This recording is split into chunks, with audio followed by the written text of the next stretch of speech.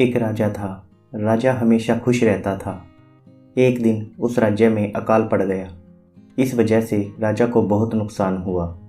राजा को चिंता होने लगी कि राजकार्य के खर्चों को कैसे कम किया जाए, क्योंकि प्रजा भी लगान देने में असमर्थ थी। राज्य का काम चल सके, राजा के पास इतना भी धन शेष नहीं रहा। अब राजा को पड़ोसी राजाओं का भी डर रहने लगा कि कहीं कोई हमला न कर दे। राजा ने एक बार अपने कुछ मंत्रियों को उसके खिलाफ षड्यंत्र रचते भी पकड़ा था। इन सभी परेशानियों की वजह से राजा को नींद भी नहीं आ रही थी। राजा को कई स्वादिष्ट पकवान परोसे जाते, परंतु अधिक चिंता की वजह से खा नहीं पाता। अब उसे भूख भी नहीं लगती थी। एक दिन राजा अपने गुरु से मिलने के लिए आश्रम पहुंचा। राजा बहुत चिंतित था। यह उसके मुख पर साफ दिखाई दे रहा था। गुरु ने कहा, यह राज्य तुम मुझे सौंप दो।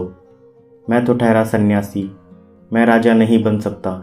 इसके लिए मुझे एक कुशल व्यक्ति की आवश्यकता है, जिसमें राजा के गुण हो, जो इस राज्य को चलाने में मेरी मदद करे।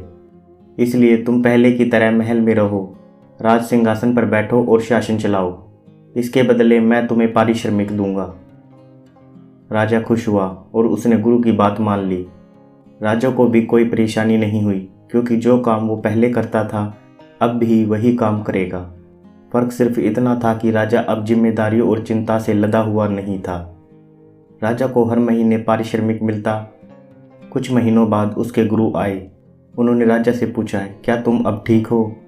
राजा ने कहा, गुरु जी, अब मुझे भूख भी लगती है और मैं आराम से सोता भी हूँ।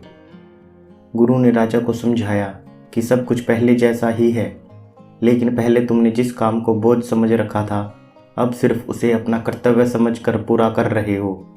हमें ये जीवन कर्तव्य को पूरा करने के लिए मिला है, किसी चीज़ को अपने ऊपर बोझ की तरह लादने के लिए नहीं मिला है।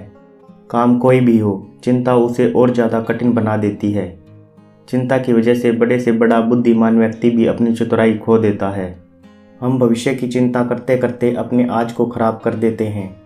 चिंता करने से सिर्फ नुकसान ही नुकसान होता है। तो चिंता करने का क्या मतलब? अगर आप चिंता ही करते रह जाएंगे तो जीवन में कभी भी सफल नहीं हो पाएंगे और ना ही अपने जीवन को अच्छे से व्यतीत कर पाएंगे। इसलिए आप चिंता मुक्त जीवन जिए और खुश रहने की कोशिश करें।